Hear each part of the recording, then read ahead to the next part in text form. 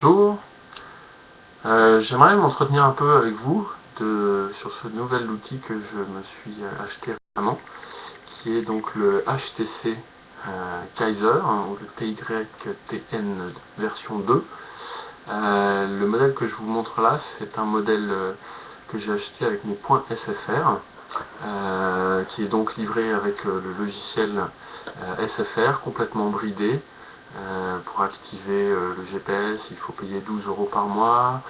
Tout un tas d'applications HTC natives qui n'étaient pas disponibles, telles que par exemple le scan des cartes de visite et autres. Donc je l'ai complètement reflashé. Donc j'ai trouvé la ROM sur internet et j'ai remis le logiciel d'origine. Donc on peut le voir ici, au lieu d'être tout rouge au logo, aux couleurs de SFR. On a maintenant un téléphone qui est vraiment aux couleurs HTC. Donc un appareil de très bonne facture, solide, avec lequel on a un plaisir certain pour écrire ses emails ou ses SMS. Un petit clavier qui rappelle un petit peu l'ergonomie d'un PC et qui, à mon avis, est aussi concurrentiel qu'un BlackBerry en termes de productivité pour rédiger ses textes. Équipé bien sûr de toute la suite bureautique, Office.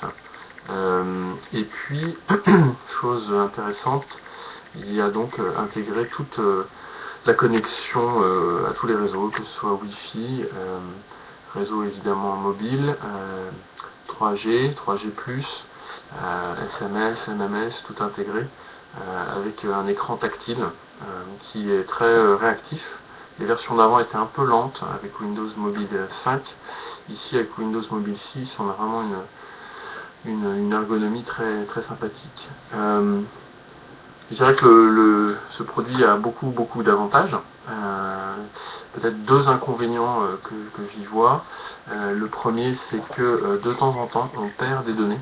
Donc il m'est arrivé de prendre des photos avec un méga 3 et de 3 mégapixels, pardon, et de me retrouver avec les photos qui avaient disparu quelques jours plus tard. Donc ça c'est un point un peu bizarre. Et puis le deuxième point qui ne m'est pas arrivé encore à ce jour, mais comme il y a une antenne GPS intégrée, de faire attention de ne pas le laisser tomber pour ne pas casser cette antenne, parce que finalement la fonction GPS, quand on est dans son véhicule ou même à pied ou à bicyclette, c'est quelque chose d'assez intéressant et qui fonctionne très bien avec TomTom que je me suis installé aussi. Donc un outil vraiment bien sous toutes les coutures, et donc je ne peux que le recommander.